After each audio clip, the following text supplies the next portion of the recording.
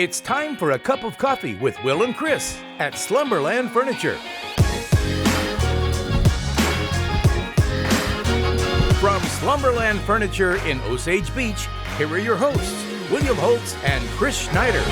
Welcome to Slumberland at the Lake. That's where we record Cup of Coffee each week. And Uncle Chris, it's 223 consecutive weeks we've done this show. Wow, that's incredible. It's hard to believe. What is that, like 5 years, 4 years? Yeah, I'm not really a math guy. A long time. And this week's show, we have a lot. Hey, we're going to look at Pinseekers, right? Announced at the end of last year. What's the latest? What's happening with Pinseekers, the Topgolf-style entertainment complex, plus the outlet mall? Try to figure out what's going on between the miscommunication or lapsing communication with Horizon and the city of Osage Beach, plus lots of Four Seasons sold. Yeah, that's a big deal too, and very secretive. We'll look into that. That plus some celebrations here locally. Plus, remember the former Camden County attorney, Jeff Green, filing a wrongful termination lawsuit? Well, we have an update on that case. Plus, big HK's benefit party. Next Sunday, you're not going to want to miss it. We have that and a lot more after this from Slumberland at the Lake. Hey everybody, it's Daryl Cunningham with Slumberland Furniture at the Lake. We're in the middle of the Memorial Day sale. We've got great deals for every room of the house. That's right, kitchen, dining, living room, and bedroom. You get great discounts, and we're offering 0% interest for up to 36 months. Don't forget, we deliver the entire lake area and beyond. Come see us at Slumberland Furniture, where we're bringing happy home. The lake has it all. The scenic outdoors, the incredible events, and of course the water. But did you know 50% of all fatal boating crashes in Missouri last year involved alcohol? Although we know the lake is all about having a great time, we also know what's most important to you. So don't forget and always designate a sober captain ahead of time, so this summer won't be your last summer. This reminder to drive safe, boat safe, brought to you by Price & Randall, Injury Attorneys. The biggest names in music visit Lake of the Ozarks in 2025 at the Ozarks Amphitheater. Get ahead of the crowd with the Ozarks Amp Fan Club. Score pre-sales, announcements, special offers, day of show details, and so much more. The best part is, it's free to join, but you've got to sign up to beat the crowd. Visit ozarksamp.com and score big with Missouri's #1 outdoor music venue, the Ozarks Amphitheater. We'll see you under the stars.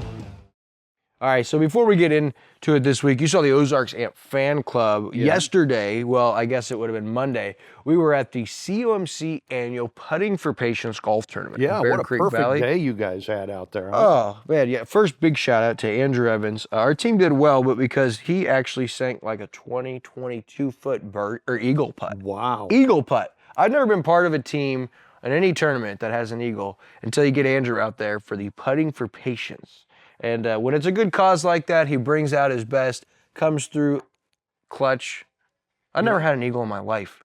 So you guys, your team finished tied for second, I think, right? Yeah, 10 under. They only announced a winner at 14 under. Ooh. But yeah, we had Jacob, Alan, Craig, Andrew, and myself. I don't think we used any of my shots, but the guys, they did well. 10 under. That's as good as I've ever been part of a finishing team. But I wanted to mention that because the Ozarks Amphitheater and lots of other businesses and people locally were part of that tournament. Well, the amphitheater was giving away VIP tickets as part of the raffle, and we won the Nate Bargatze tickets for that, which is super cool. But another thing that took place out there at that golf tournament was our very own Tom Kitchen from Studio T Images. Cinco de Mayo celebrated his 58th birthday. Wow. Yeah, so happy birthday to Tom Kitchen.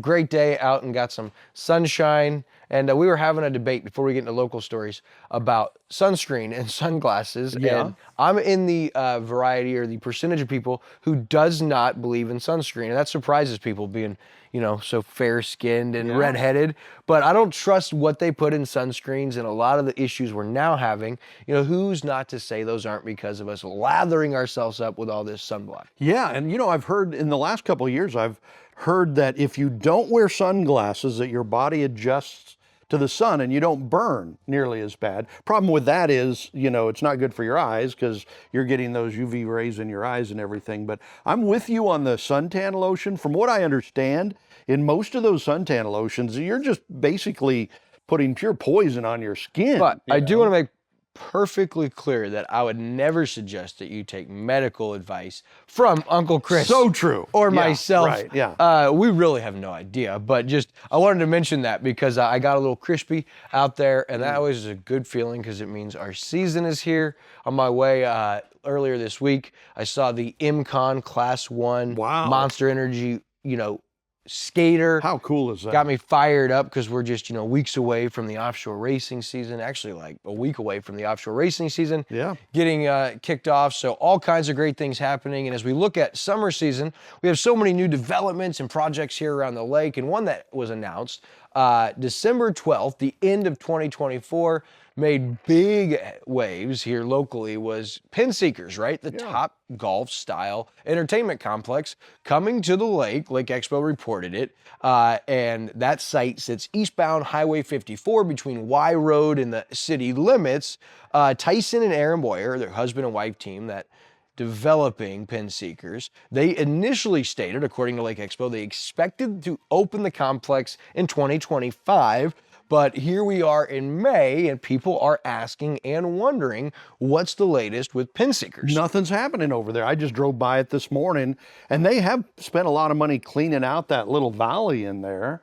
They've taken down trees and all that stuff, but that was done several months ago, and since then, it doesn't look like anything new has happened there. Yeah, and that's like one of the most frequent questions that I hear on a weekly basis when I'm out and about in the community is people want to know what's going on with Pinseekers. And Tyson and Aaron Boyer, who are husband and wife, they own TED or Ted Civil Constructors, and that's listed out of Jefferson City, Missouri. And I reached out to them via text and email just to ask if they'd be willing to talk, if we could get an update. And I also reached out to sources with the Camden County Commission, and they had no updates, hadn't heard of any progress. And so I was just curious. I will let everybody know if we hear back from Ted and Aaron, or Tyson and Aaron with Ted Civil Constructors. But this is a really cool project and idea that so many people have interest in, and I wanted to update. So we'll try to keep you posted on that. But at this time, we're in May, so you would think we'd start to see stuff up and built, and maybe it's going to be later 2025. I'm no expert on timeline, how quickly you could build something like that. But yeah, you would think that would be a process that would take some time, and we haven't seen anything in several months. So either they're rethinking what they're doing, because I know the original plan there was like for man caves, and they changed that to the golf thing, and but we haven't heard anything in months. It'll be interesting to see what happens there. Sure. All right, now, hey, a couple of weeks ago, as we move forward to our next local story, the Outlet Mall, right, made big waves. It was reported by Lake News Online, Nancy Zollner, that the Outlet Mall was sold. Big plans, of course, what the developers were doing, the new ownership team. And we reached out to the city of Osage Beach, and they said, we had not been in communication with that. Well, just on Facebook, that had, gained over 30,000 views. And we were just curious if there had been any update in communication. So we did reach out to Chris Foster. We shared our link in kind of a Cliff Notes version of our story, letting him know, hey, this is what the city said, with Mayor Michael Harmison, and here's kind of the breakdown of it. And he did say he was willing to talk. I reached out Tuesday morning and left a voicemail, but I thought it was interesting that in the comments of our story, Deb Myers posted that Osage Beach mayor and the aldermen really should, have a better idea of what's going on within the city. This is a black eye, and Michael Harmison, the mayor, actually commented on there like, what? And she said, exactly. And he said, as you see in the comments here, misinformation when it may not be the case. I wish people wouldn't base their opinions based on untruths. Anybody can make the news and share plans and ideas, but it doesn't mean that they are communicating with the city or it will come to fruition. And so, I found that interesting. Now, I'll be eager to discuss this and hear directly from Chris Foster with Horizon, but all the excitement surrounding the initial story from Lake News Online with Nancy Zollner would seem to have some obstacles should this come to fruition. Yeah, it'll be interesting. Remember the Fosters and their ownership group tried to buy the malls several years ago, and that fell through. They couldn't work things out with the city. And it's just interesting that you've got all that baggage from the past, and it's coming in. They're trying to make it work again. And we're already seeing some warning signs popping up of, okay, are they getting along? Is this thing really moving along? It'll be fascinating.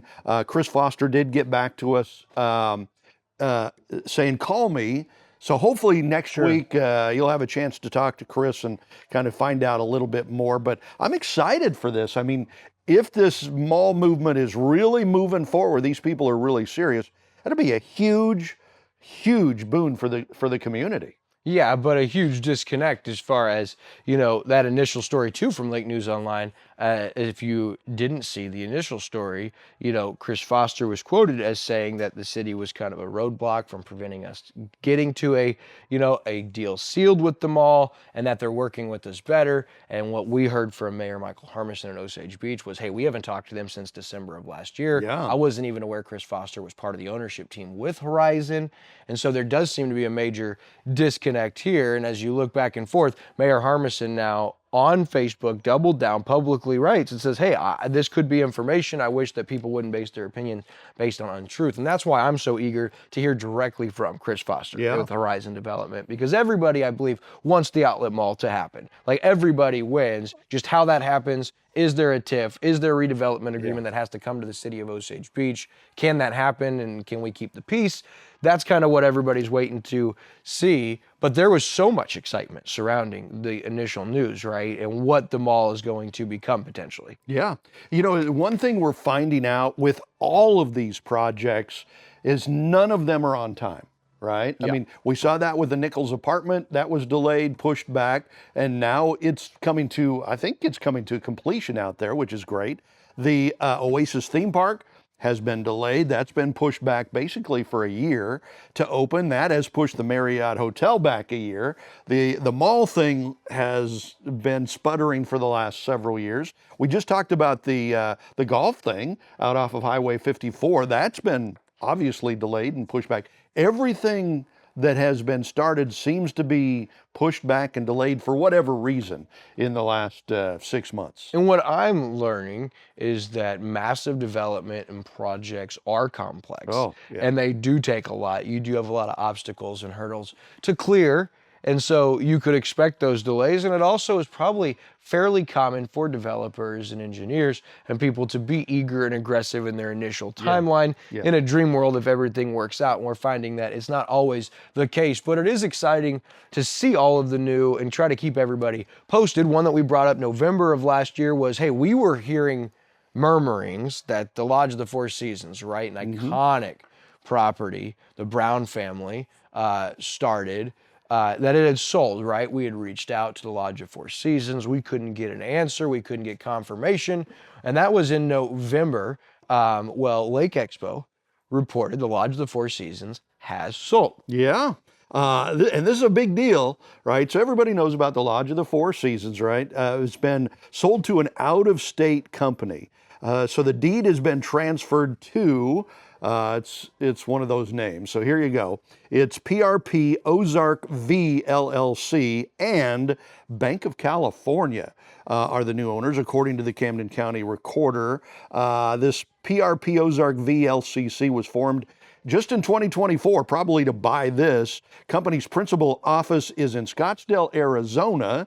All right, so Bank of California is involved. Their company's principal office is in Arizona, but then it is CT Corporation System, a business registration corporation with the offices all over the country. So we're talking, it sounds like it's a huge, massive conglomerate kind of a thing that has bought this. Lake Expo tried to talk with the staff at the lodge, and nobody basically was talking. What they said was, ownership group is not interested in making any public statements at this time. Sure. Which is fascinating. Well, they may, they're not talking. And you never know when you talk about this magnitude and what they may have planned and what they may want to do. It may be a very strategic and intentional announcement Also, it did mention that it was sold by Avila Development LLC, which is registered to Peter Brown. And as you alluded to, the history on Lodge of the Four Seasons, Harold Koppler founded Lodge of the Four Seasons on 3,500 acres in 1964. 64. Later passed on to daughter Susan Brown and her husband Peter. Peter, of course, is the one who has Avila Development LLC. If you'll remember, back in 2016, the property underwent a major $15 million renovation and facelift upgrade. And so a big congrats to the Brown family, and of course the late great Harold Koppler, and what they accomplished. They're pioneers in tourism and hospitality, lodging, vacationing here at Lake of the Ozarks and beyond. And this is big because the people they sold it to obviously have their own plans, but we can confirm the Lodge of the Four Seasons has sold, so good work by Lake Expo. We had been asking that question, and people had mentioned that, right? That they heard the lodge sold, we should try to find out. We had in here months later, Lake Expo drops the bombshell, hey, it's sold. Yeah, and with a big conglomerate corporation like this who bought that, they probably have very deep pockets to go in and update the Four Seasons, you know, to get it modernized. I mean, it was built originally in 1964. They did put $15 million into it in 2016, but a lot of that complex out there is old. You know, and it looks old and it feels old, and you kind of wonder, you know, how they're going to go about updating that if they can. There are several places like that around the lake. You know, the old Tantera, to me, kind of always struck me that way. They've got some new buildings, which is great, but the old buildings are old, you know, and what do you do? How do you renovate those? It's not going to be cheap, not going to be easy, and the same thing with the Four Seasons. It'll be interesting to see what they do out there. Yeah, but you can't duplicate that piece of land and that much acreage. That's there true. with right there on the water with everything down HH that's going on in close proximity to everything in Camden and Miller County. I mean, you know, that property really is iconic, and this is a big deal that it has transferred, so I think it's really cool. Congratulations again to the Brown family and the late great Harold Koppler. Really cool. You know, those were some of the original pioneers in that down here at Lake of the Ozarks. So our next local story, speaking of is congratulations in order, the Westlake Aquatic Center in Laurie. A lot of people didn't even know this existed, right? It's an indoor aquatic center in Laurie, Missouri. They offer everything from open and lap swim, swimming lessons, which my daughter Brinley starts here in a couple of weeks. Cool. At the Westlake Aquatic Center, and it's even available for private use, events and parties, but they're planning for their 25th anniversary with the Westlake Aquatic Center. It'll be a big day on Saturday, May 31st. So coming up the end of the month, this free event will include hot dogs, chips, and water provided by the Laurie Sunrise Beach Rotary Club from 1 to 5. And if you come a little early, from noon to 1, they're going to be doing kayak and paddleboard demonstrations. And there will be an opportunity for some people to even try them in the water. I did want to mention that the Aquatic Center has gotten unmatched support over the years from the West Side, the Laurie Sunrise Beach Rotary Club, and they're the ones that are behind this celebration. But it's really cool, and if you didn't know about it, go to westlakeaquaticcenter.com and check it out. It's a really nice facility, and having an indoor pool on the west side that you can go in, especially in the winter, right? You want to go swim? You swim laps? I used to. I don't so much anymore. But another big part of this is I think Camdenton High School uses this for their swimming and diving teams to practice and everything, which is really cool because the school doesn't have that. I mean, putting a pool in is not cheap, you know, so they're able to do that. It's just one of those special places for the community to use. Yeah, that's right. I almost forgot. I mean, that was a newer program, the Camdenton Swim program, and that's where they have their meets. And it's worth mentioning that Ethan Vance, who is a former Camdenton swimmer, is now swimming for Team Mizzou. Wow. You know, University of Missouri Division I. So, and he swam in that pool, Westlake Aquatic Center. All right, hey, next local headline, major drug bust at a Camden County business, allegedly, which served as a residence as well. And this business, like I said, was subject to a major drug bust. Yeah, so this was a several months long investigation, multiple enforcement agencies. So on Tuesday, April 30th, Camden County deputies and officers with the Mid-Missouri Multi-Jurisdictional Drug Task Force served a search warrant on this place. It's called the Peanut Gallery, North Highway 5, which is crazy because it's in the same complex that our Lake TV studios have been in the last few years. So it's just several offices up from our old offices. And so they served this, this search warrant, and they found 54.5 grams of methamphetamine, drug paraphernalia, including a scale and smoking pipe, and some firearms in there. I mean, a major find here. The property's main resident, 54-year-old Jennifer L. Chanel, I believe is how you say that, arrested at the scene. She's charged with second-degree drug trafficking, 4 counts of unlawful use of weapons. This is some big stuff, and headed up by, I think, Camden County Sheriff Chris Edgar, who, of course, credited all of the collaborative parties there. Yeah, and Chanel's being held at the Camden County Correction Facility or jail with no bond. She does have quite the record. I looked as far as drug-related, May of 2020, possession in Miller County, May of 2020, delivering in Miller County, April of 2021, possession in Camden County, and May of this year, possession in Camden County, which is, of course, or of last year, 2024. And another interesting thing was the rifles. You wouldn't normally see these style of rifles in drug trafficking.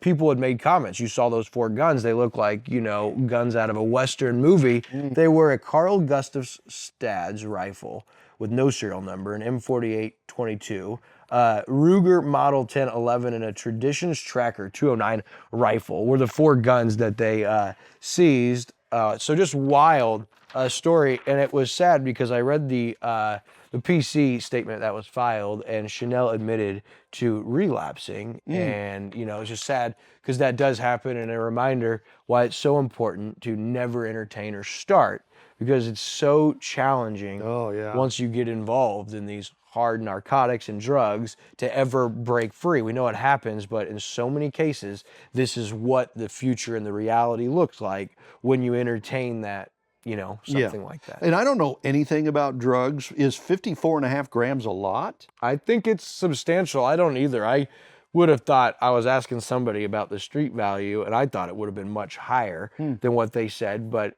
it's substantial enough. I mean, that seems like a lot of methamphetamine. Well, any is substantial, but that seems like a lot. Yeah. All right, so hey, speaking of Camden County, you'll remember the former Camden County counselor or attorney, Jeff Green, filed a wrongful termination lawsuit against Camden County back in March of 2025, right? Yep. He claimed the commission breached his contract and wrongfully fired him. Now, his contract stated he must be given 365 days notice before termination unless he was terminated for engaging in conduct which would justify forfeiture or removal from office. This is right out of his contract. Now, Green is seeking $194,000 plus legal fees. This all stems from a January 21st Camden County Commission meeting when he was fired in a 2-1 vote, and then the next day, on the 22nd, he was given a written termination letter. On January 27th and then February 16th, Green's attorney demanded the commission pay money claimed they was owed to Green, but Camden County Commission did not respond. Now, Thursday, the case got its latest break. A change of venue request filed by Green and his attorney was granted. The request claimed the commission had undue influence over the inhabitants of Camden County, and the case will now be heard on June 26th in Laclede County, and all pending motions will be considered. I reached out to the commission, presiding Commissioner Ike Skelton and Commissioner James Gohagan, and they couldn't comment on an ongoing legal case, but they did confirm they have hired outside legal counsel on behalf of the commission for this, because that was my question. Like, he was fired. You didn't have legal counsel. What's the county been doing through this? You have the LPR situation, of course, that we know about with presiding Commissioner Skelton. You have a wrongful termination lawsuit currently against the commission from Jeff Green that we're alluding to here. And so who's representing them? They did confirm they have outside counsel, but it'll be interesting. June 26th in Laclede County. I mean, historically for Camden County, it's not a good thing when it gets moved from Camden County to Laclede County. Yeah, there's a big disconnect between the two counties in almost every way, not just like high school sports used to be a big thing, but politically it's been a big thing, which I've learned since I've been here, and legally, there's a big difference between the two communities. So it'll be interesting to see how that turns out. It seems like there's been a lot of turmoil in Camden County with different things going on like this in the last year. You mentioned the LPR and all that stuff. So hopefully that some of that stuff will smooth out here fairly soon.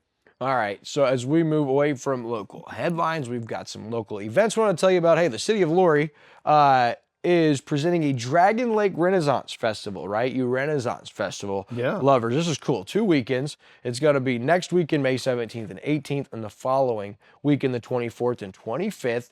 Saturday and Sunday from 10 to 6 p.m. both days. Tickets are just $10 for adults. Kids and veterans are just $8. And I'll let you read the invite. So I love a good Renaissance festival, you know, put on my chainmail and grab my sword and head out there and have a turkey leg and a beer. That's always good, right? So it's a lot of fun. It says, "Hark, good folk, gather ye round, and hearken unto this noble proclamation. We bid thee to come forth to the Dragon Lake Renaissance Festival, whereupon ye shall find wares most wondrous and true to the times of yore." It's like old English there, right? How great is that? That's awesome. Whoever wrote that. Good job. So really cool. Remember, it's sponsored by Adair's, but Saturday and Sunday, May 17th, 18th, 24th, and 25th at the Laurie City Park. Dragon Lake Renaissance Festival should be cool. And then also really cool event. Hey, it's HK's iconic Lake of the Ozarks Open coming up, but the HK's benefit party is what you're invited to. Sunday, May 18th at the Granada Ballroom at Lodge of the Four Seasons for just $25 a person. You'll get to meet sports celebrities, including Kansas City Chiefs ambassadors and honorary chair Jason Whittle right here. Meet St. Louis Blues alumni and mascot, live entertainment and contest. You'll have great appetizers by local chefs, and you'll have live and silent auctions.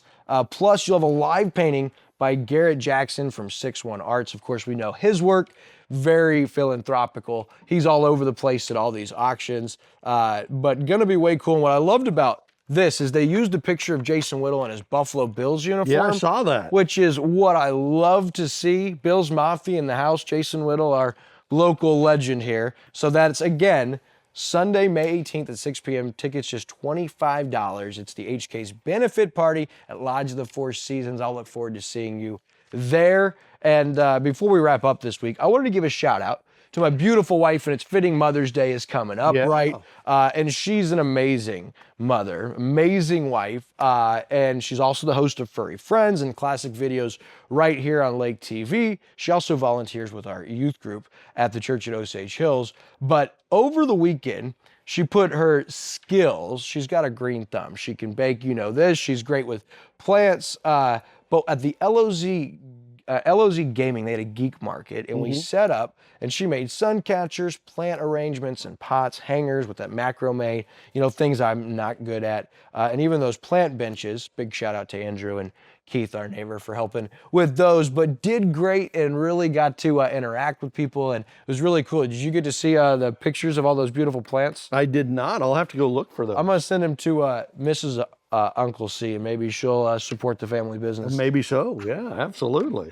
But I wanted to give her a shout out. You can see her on Furry Friends, airing now. Each week we do a pet for adoption with our friends at Ozarks Cat and Canine. You could also catch Becky Jennings from Jennings Insurance Group on the Community Spotlight. And you have some great guests too coming up. Yeah, we really do. I mean, that's the wonderful thing about the Community Spotlight show on Lake TV is seems like everybody who is somebody in the Lake area wants to be on that show. Sure. Kind of tell us about their story, how they got started, how they overcame things and stuff. It's always fun to hear their stories. And Becky Jennings has an amazing story. Started her business out of her car, basically. Right. You know, and now booming. Also, Catch the monthly market update with the Bruce and Kelly team right now on all Lake TV platforms. Plus, get ready for the Cup of Coffee Extra with Ron Dugan, where he tells us all about Cannonball Run. You can watch that either right after this show, and if it doesn't, watch it on our on-demand platforms. And that's going to do it for this week's Cup of Coffee from Slumberland at the Lake.